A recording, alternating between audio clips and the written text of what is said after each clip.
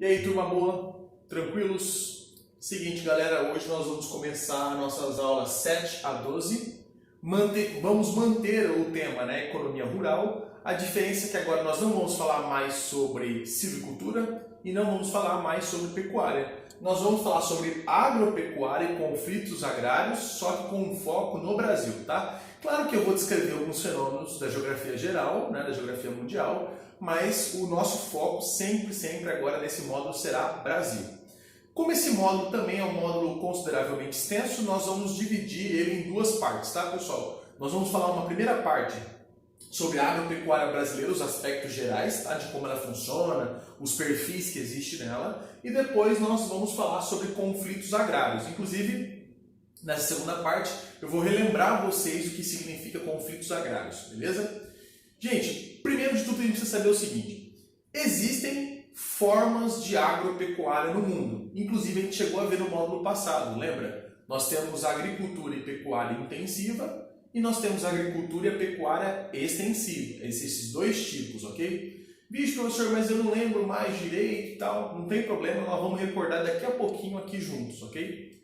No Brasil, nós temos tanto a agricultura intensiva, pecuária intensiva, quanto a agricultura e pecuária extensiva. Nós temos os dois casos. Só que são praticados por pessoas diferentes, por agentes, tá, diferentes, beleza? Primeira coisa, professor, por que no Brasil e no mundo existe essas duas formas? Por que não é tudo intensivo ou por que não é tudo extensivo? É porque é o seguinte, pessoal, as formas de fazer agricultura e as formas de fazer pecuária dependem de três variáveis, depende de três fatores. Primeiro fator natural. Você só consegue praticar uma forma de agricultura ou de pecuária de acordo com o clima, o solo, o relevo, a disponibilidade de água que você tem. Não dá para você praticar uma mesma forma de agricultura, por exemplo, numa região semidesértica e numa região extraordinariamente úmida. Não dá para você praticar a mesma forma de agricultura numa região de solo rico e de solo pobre. Não dá para você praticar uma mesma agricultura em região de clima tropical e em região de clima temperado. Então, a primeira variável que vai influenciar, vai determinar a forma de agricultura e pecuária será a natureza. Ela vai ajudar a determinar, mas tem mais fatores. Segundo fator, capital disponível. Obviamente que você terá, em áreas de concentração de capital, de dinheiro, você terá uma agricultura de uma maneira, com um perfil mecanizado, moderno, tecnológico, ok? Já em regiões, em áreas com menos capital, áreas mais pobres, você terá uma agricultura mais tradicional, rudimentar, mais atrasada e assim por diante. Então, a quantidade de capital, junto com a natureza que você tem disponível, serão influências para uma ou outra forma de agropecuária. E um terceiro fator, técnica. Técnica podemos, nesse caso, tratar como sinônimo de conhecimento. Em áreas que você tem mais conhecimento, você terá uma agricultura mais produtiva, mais inteligente, ok? Em áreas com menos conhecimento, mais ignorância e assim por diante, nós teremos uma produção com mais perdas, né? Uma produção menor, tá? Menos lucrativa e assim por diante. Então, a natureza disponível, o capital disponível e o conhecimento serão três variáveis que vão determinar qual é a forma de agricultura, qual é a forma de pecuária que vai ser praticada, intensiva ou extensiva e assim por diante, ok? Mas eu comentei agora há pouco com vocês que no Brasil existem os dois formatos de agropecuária, mas que eles são produzidos por agentes diferentes. Vamos lá. Pessoal, essa imagem mostra pra gente quem são os agentes, por incrível que pareça, tá? A agricultura extensiva, menos moderna, que a gente vai inclusive recuperar daqui a pouco essas ideias, é praticado por famílias, pela agricultura familiar. A agricultura familiar no Brasil se utiliza de sistema extensivo de agropecuária. Então, menos moderno, menos produtivo, porém com uma função fundamental. Pessoal, no Brasil, 70% do alimento que nós consumimos vem desses agricultores, os agricultores familiares, que inclusive pode vir com outro nome, tá, pessoal? Ao invés de agricultura familiar, tem livros, apostilas e assim por diante, a própria mídia às vezes chama de agricultura camponesa. Tá? Agricultura familiar ou agricultura camponesa são sinônimos. Praticam de agricultura extensiva, menos moderna, porém são basicamente aí responsáveis por produzir 70% dos alimentos no Brasil. Daqui a pouco eu até vou mostrar uma tabelinha comparativa para vocês. E do outro lado, praticando a agricultura e a pecuária intensiva, nós temos o agronegócio. Uma agricultura que é um negócio, ok? Na verdade, aí são os grandes produtores. São os caras que detêm capital, os caras que têm terras, muitas terras, muito dinheiro, ok? O agronegócio. O agronegócio, apesar de dominar o capital, apesar de dominar as terras, tem a maior parte das terras no Brasil, eles não produzem alimento. Hoje, a função do agronegócio, ou seja, de agricultores e pecuaristas intensivos, é produzir commodities, ok? Daqui a pouco vai aparecer essa palavrinha certinho. Ela se escreve commodities, com 2 M's, ok? Commodity é todo produto de origem animal, vegetal ou mineral que é exportado sem qualquer transformação industrial. Ele é exportado de maneira bruta, assim. Tá? Exemplo, soja. Planto soja, colho, ponho na saca e vendo. Como não houve transformação da soja em nenhum produto, em nenhuma mercadoria, não virou óleo, não virou nenhuma mercadoria transformada, então ela pode ser vista como commodity.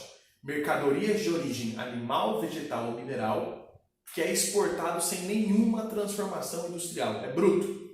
Hoje é o que o agronegócio faz com as suas terras. Eles produzem produtos de origem animal e vegetal para serem exportados sem transformação industrial nenhuma. Então, eles são produtores de commodities. Inclusive, podemos dar um exemplo. O Brasil hoje ele é o maior produtor de soja do mundo. Mas eu, e aposto que vocês, não consomem soja em larga escala. Nós consumimos em forma de óleo e assim por diante. Mas não consumimos soja em alta escala. Mas então, peraí, professor, se o Brasil não tem uma demanda grande por soja, se os brasileiros não são grandes consumidores, por que o Brasil é um grande produtor? Isso é prova que essa soja não é para a gente. Essa soja produzida, ela vai para exportação. Tudo bem? E é o que o agronegócio produz hoje. Tem uma tabela comparativa que eu quero que depois vocês abram um slide e dêem uma olhadinha nela, tá, pessoal? Eu vou destacar 2 informações apenas, depois as outras informações vocês destaquem aí em casa na hora de estudar, ok? Vamos lá. Primeiro destaque. De um lado você tem a agricultura camponesa, que é a agricultura familiar, que pratica da agricultura extensiva. E do outro lado você tem o agronegócio, que são os grandes produtores que praticam a agricultura intensiva. No caso brasileiro, a agricultura camponesa ou familiar tem apenas 24% das terras do Brasil. Em compensação, o agronegócio tem 76% das terras. A diferença é gritante. Só que a agricultura camponesa ela é responsável por gerar 70% do alimento, como eu já falei. O agronegócio é responsável por apenas 30%. Professor, para que tanta terra? Para que tanta máquina? Para não produzir alimento? Sim, infelizmente são produtores de commodities. Utilizam de terras brasileiras para produzir mercadorias para uso estrangeiro, para ser vendido para o mercado estrangeiro. Essa é a função. Aqui eu vou recordar vocês como que funciona a agropecuária intensiva e como funciona a agropecuária extensiva. A agricultura familiar ou camponesa utiliza-se de agricultura e pecuária extensiva. Professor, como que são as características da pecuária e agricultura intensiva mesmo?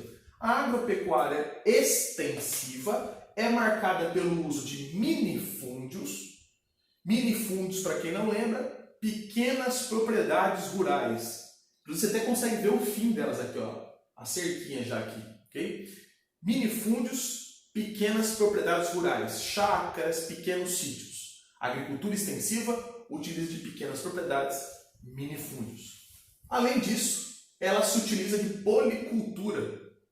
Dentro da propriedade, você tem a produção de 2, 3, 4, 6, 10 espécies. Dá para ser visto nessa imagem também. Ó. Você tem várias hortaliças, várias leguminosas sendo produzidas dentro de uma mesma propriedade. Poli significa vários. Cultura significa cultivo. Cultivo de várias espécies. Okay? Isso acontece na agricultura extensiva. E a agricultura extensiva, normalmente a produção não objetiva comércio. Pelo menos a função primordial dela não é o comércio. A função da agricultura praticada pelas famílias camponesas, da agricultura e pecuária extensiva, o objetivo principal é a subsistência. Subsistência é para existir, para si, ok? Basicamente, apenas o que sobra, os excedentes, está aqui embaixo, são comercializados normalmente em feiras, como tem aí basicamente nas cidades, principalmente do interior. Okay? Então, o objetivo principal é subsistência, é para o próprio consumo da própria família, ok? Mas comercializa-se apenas o que sobra. Normalmente comercializa-se excedentes nas feiras urbanas, ok? Essa agricultura ela é praticada em regiões pobres, onde as pessoas têm menos acesso a conhecimento, onde as pessoas têm menos acesso ao capital, tanto que é praticado mais em porções da Ásia, região pobre, África, região pobre, e América Latina, regiões pobres, ok? Então ela é uma agricultura praticada em áreas onde as pessoas dominam um pouco o conhecimento e dominam um pouco o capital, tá? Isso é importante se destacar. E a mão de obra utilizada na agricultura camponesa é uma mão de obra numerosa e familiar. Numerosa porque, afinal de contas, a falta de capital não permite às famílias comprarem máquinas. Então é preciso utilizar de mão de obra humana. Então por isso que é mão de obra numerosa. E quem trabalha na propriedade normalmente são membros da própria família. Filhos, netos, tios, primos e assim por diante. Okay? Por isso é mão de obra numerosa, por não usar máquinas, e familiar, porque se utiliza ali da própria família como mão de obra para a produção. Essa é o perfil da agricultura familiar e camponesa no mundo, inclusive no Brasil. Esse perfil de agricultura, apesar de ser pouco moderno, pouco tecnológico e dominar pouco as terras do Brasil, produzem 70% dos alimentos que nós consumimos. Pelo menos assim funciona por aqui. E do outro lado, nós vamos ter a agricultura feita pelo agronegócio, por esse agente. Professor, então peraí, se a agricultura camponesa ou familiar utiliza do sistema extensivo, então o agronegócio se utiliza do sistema intensivo. Exatamente. Inclusive, pessoal, esse sistema intensivo praticado pelo agronegócio no mundo e no Brasil é chamado de plantations. Ok? Plantations é o nome do sistema intensivo utilizado pelo agronegócio no mundo e no Brasil. Ok? Só que é o seguinte, aqui no Brasil nós temos plantations. Nós temos essa forma de sistema intensivo que é praticada pelo agronegócio. Na África, nós também temos alguns casos de plantations produzidos pelo agronegócio. Na Ásia também, e assim por diante. Mas, pessoal, quem basicamente ensinou os brasileiros do agronegócio, os africanos do agronegócio, a produzir em forma de plantations, não foram os próprios africanos, os próprios brasileiros. Esse sistema intensivo, chamado plantations ou plantações, foi trazida pelos europeus. Foram os europeus que basicamente aplicaram essa forma de agropecuária na África, na Ásia e aqui na América. E ficou. Até hoje nós basicamente temos sistemas plantations aqui no Brasil. Desde a colônia até hoje. Professor, mas peraí. Se o plantation é sistema intensivo, então quer dizer que suas características serão opostas ao sistema extensivo. Ou seja, será oposto à agricultura camponesa. Exatamente. Tá? Basicamente, o plantations se utiliza de latifúndios, grandes extensões de terras, grandes fazendas, muitos hectares. Okay? Praticam monocultura, ou seja, dentro da propriedade você vê o cultivo de uma única espécie, e ainda o que eles produzem é para a venda, não é para subsistência, é para a venda direta. Tudo que se produz na fazenda é para ser comercializado. Okay? Utiliza-se de mão de obra mecanizada. Aqui uma pausa, uma observação importante. Os plantations utilizam hoje de mão de obra mecanizada, ou seja, não empregam quase ninguém mais. É tudo mecânico, ok? Apesar de ser mecânico, No passado, os plantations chegou a empregar, só que empregava na forma mais terrível e violenta. Antigamente, os plantations utilizavam de mão de obra escrava. Então, chegou-se a empregar pessoas, mas de maneira escrava. Hoje não se emprega mais ninguém.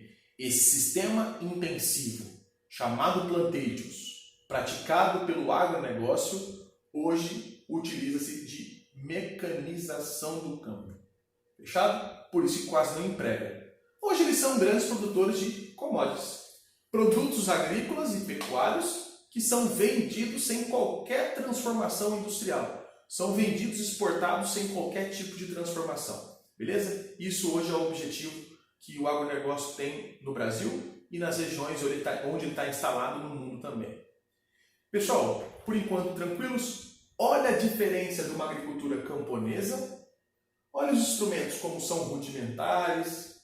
Olha como basicamente o que está sendo cultivado apresenta nitidamente uma estratégia rude, né, atrasada, ok? E olha o agronegócio. Olha os plantations. Monocultura, propriedade imensa, ó, você não consegue ver o início e o final da fazenda, ela é gigantesca. E o que está sendo produzido aqui é para ser comercializado, sobretudo no mercado estrangeiro. Então, nitidamente, nós temos a diferença da agricultura camponesa para o agronegócio, para a agricultura de plantations. Fechado? Aí aqui nós vamos entrar talvez no assunto, na etapa mais importante deste módulo nosso, pessoal. Precisamos deixar isso aqui bem compreendido, tá? Eu vou contar uma historinha para vocês, que é uma história real que aconteceu no mundo, inclusive uma das histórias mais importantes que vão ser colocadas aí neste nosso módulo, inclusive neste nosso bimestre, ok?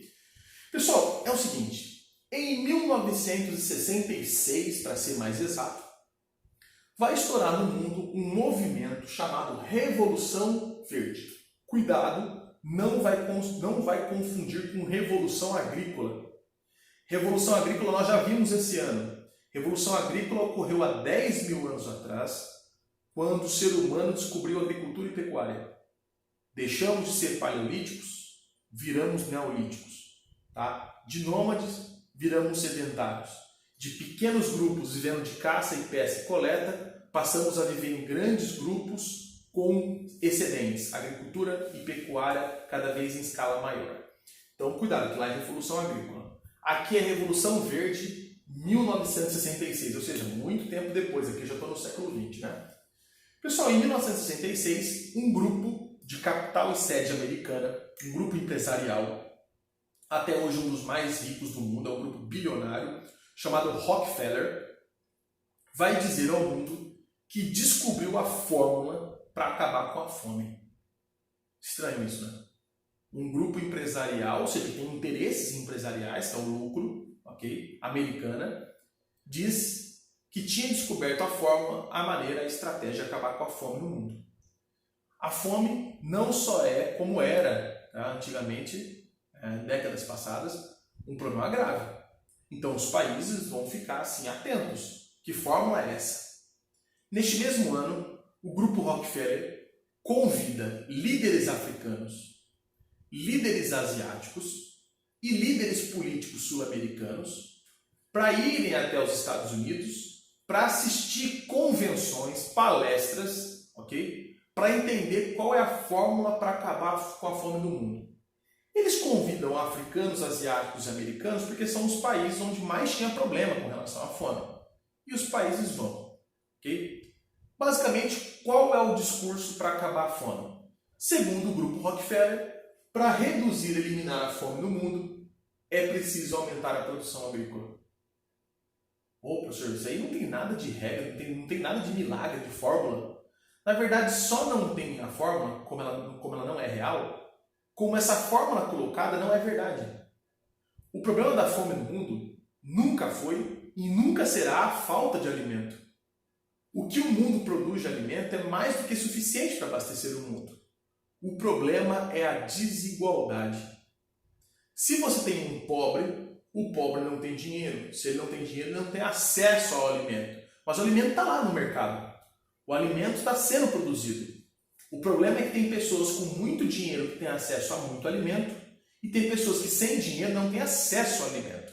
Então o problema da fome no mundo é muito mais o padrão de desigualdade que foi enraizado no mundo, o fato de termos pessoas pobres e miseráveis, do que a falta de comida. Isso não é verdade, ok? Mas essas nações que foram até os Estados Unidos e assistiram essas palestras e convenções do Grupo Rockefeller vão entrar nesse discurso, ok? Então vão aumentar a produção agrícola para tentar reduzir a fome. Só que é aí que vem a tacada de mestre do Grupo Rockefeller. Só é possível aumentar a produção agrícola se eu mecanizar o campo. E o que o Grupo Rockefeller vende? Máquinas. Basicamente, o Grupo Rockefeller é um grupo hoje que vende tecnologias agrícolas, insumo químico, agrotóxico. Insumo, pessoal, para quem não sabe, é o que ajuda a nutrir o solo, tá? Mas nesse caso é com elementos químicos, tá? Insumo químico, agrotóxico, maquinários, colheitadeiras, sementes transgênicas. É isso que o Grupo Rockefeller vende para o mundo. Eles vendem tecnologias rurais, agrícolas.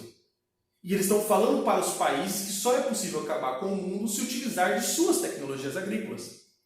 E, infelizmente, os países africanos, latino-americanos, asiáticos vão entrar nessa história. E eles vão comprar esses produtos, vão permitir a entrada dessas tecnologias agrícolas em seus países. Pessoal, o resultado real foi caótico. Primeiro, descobrimos agora nessa aula, como eu expliquei para vocês, que o problema da fome no mundo não é a produção. Já está aí uma falha, ok? Segundo, pessoal, basicamente a entrada de maquinários nos países vai gerar um problema, não uma solução. Tanto que hoje o campo é mecanizado e olha a fome, ela existe ainda, ok? Na verdade, pessoal, conforme os países permitem a entrada dos maquinários, vai gerar isso aqui, ó. Desemprego estrutural rural. Esse é um resultado real. Não acaba com a fome. Isso é discurso estratégico, ok? Basicamente aqui havia interesse econômico. O resultado real está aqui, ó. Vai gerar desemprego estrutural rural. Pessoal, desemprego estrutural é quando a mão de obra humana ela é substituída pela máquina. Como nesse caso é no campo, então fica uma substituição do ser humano pela máquina estrutural. Porém, como é aplicado no campo, rural. Desemprego estrutural rural. Essas pessoas vão perder emprego, que trabalhavam no campo, e vão para as cidades. As cidades vão começar a passar por um inchaço urbano. Inchaço urbano é um crescimento violento da cidade, sem um mínimo de estrutura. Violência, favelamento, trânsito, a falta de saúde, de escola. Tá? Inclusive no Brasil, esses maquinários vão começar a entrar um pouquinho depois de 60. Vão entrar no Brasil em 1970. As pessoas que trabalhavam no campo vão começar a ser desempregadas por conta da máquina. Vão começar a ir para São Paulo, Rio de Janeiro e vão provocar o inchaço urbano dessas duas cidades. Crescimento violento e desestruturado, sem saúde, sem educação, sem um mínimo de dignidade, basicamente para essa sociedade. Segundo resultado real, caótico. Vai gerar concentração fundiária. Para quem não sabe, pessoal, concentração fundiária é a mesma coisa que concentração de terras. Quem tem dinheiro vai comprar máquinas. Quem não tem dinheiro não vai comprar. Só que quem vai comprar máquinas conseguirá produzir em larga escala por melhor preço. Quem não consegue comprar máquinas vai produzir menos, um preço pior, mais caro, ok? Então ele vai começar a perder em concorrência, vai ser forçado a vender as terras. Ou seja, quem tem dinheiro compra o maquinário, ganha na concorrência. Quem não tem dinheiro não compra maquinário, perde na concorrência. E perdendo na concorrência, ele vai ser obrigado a vender as terras. Ele não consegue concorrer, então ele vai ter que vender as terras. O grande agricultor começa a anexar terras, virar latifúndios, e o pequeno agricultor começa a perder terras até o momento que ele é obrigado a ir para a cidade, gerando inchaço urbano. Tudo bem? Olha que consequência caótica aí também. Além do desemprego, concentração de terras. Tudo bem? Concentração fundiária. E a terceira consequência. Basicamente, quem está comprando a máquina é o agronegócio. o agronegócio produz alimento? Não. O agronegócio produz commodities. Então a chegada da máquina vai trazer para a gente uma redução da produção de alimentos e um aumento da produção de commodities. Se vocês perguntarem para o pessoal mais velho da família de vocês, eles vão lembrar que em torno aqui das nossas cidades tinha cultivo de alimento. Tinha café, tinha frutas, tinha hortifruti granjeiro, tinha uma série de coisas. E hoje? Cana de açúcar. Se vai para o centro-oeste, soja, só soja.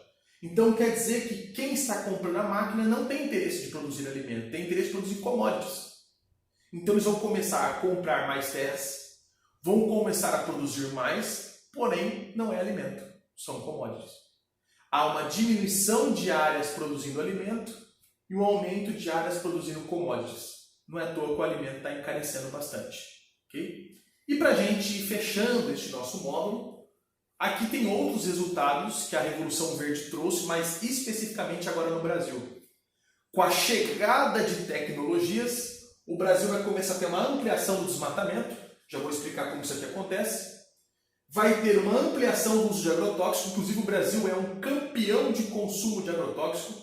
É aproximadamente aí 8 litros de agrotóxico por brasileiro por ano, tá? Dá em média. Por isso aí basicamente um aumento, um salto do número de cânceres e assim por diante. Okay? E nós começaremos a ter uma uniformização produtiva. Isso aqui eu acabei de explicar para vocês. Nós começaremos a ter a produção de uma única coisa, monocultura.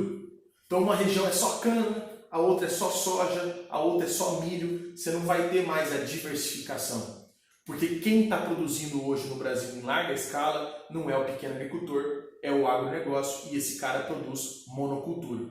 Okay? Então, nós começaremos a ter no Brasil, a partir da entrada da Revolução Verde aqui, 1970, nós começaremos a ter essa homogeneização na produção agrícola. Tá?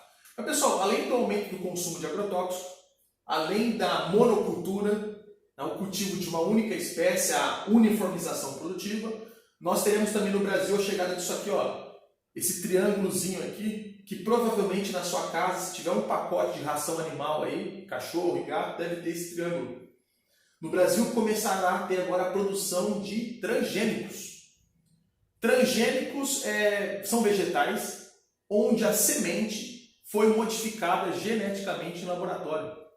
Então são sementes modificadas em laboratórios para deixar a produção maior, deixar a produção mais assim, em larga escala e também para fazer com que os produtos agrícolas consigam resistir mais a pragas, fungos, mudanças climáticas e assim por diante.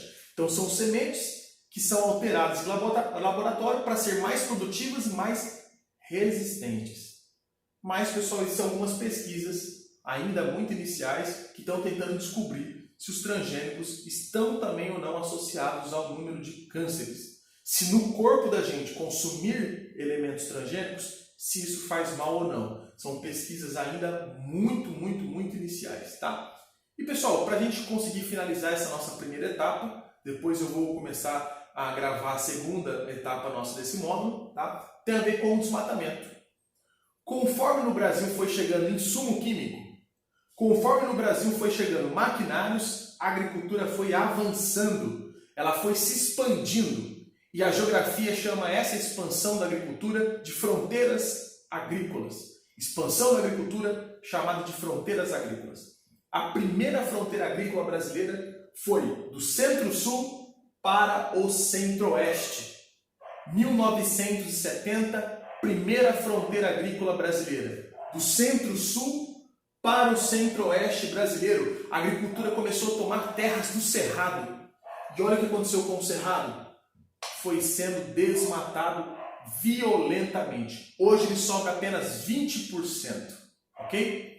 E atualmente, esse é a partir dos anos 2000, o Brasil está tendo agora sua segunda fronteira agrícola. A agricultura está se expandindo do centro-oeste para a Amazônia e para Mato Piba. Ou seja, a Amazônia está começando a ser degradada e Mato Piba está sendo degradada. Pessoal, Mato Piba sempre escrito tudo em maiúsculo. Mato Piba é interior do Maranhão, Tocantins, Piauí, Bahia. Mato Piba. Hoje a fronteira agrícola brasileira está se expandindo rumo à Amazônia e rumo à Mato Piba. Então, primeira fronteira do centro-sul para o centro-oeste e hoje a segunda fronteira do centro-oeste para a Amazônia e para a Mato Piba. Soja e pecuária bovina são os dois produtos sendo plantados, cultivados, gerados nessas áreas de fronteira agrícola. Até mais, pessoal!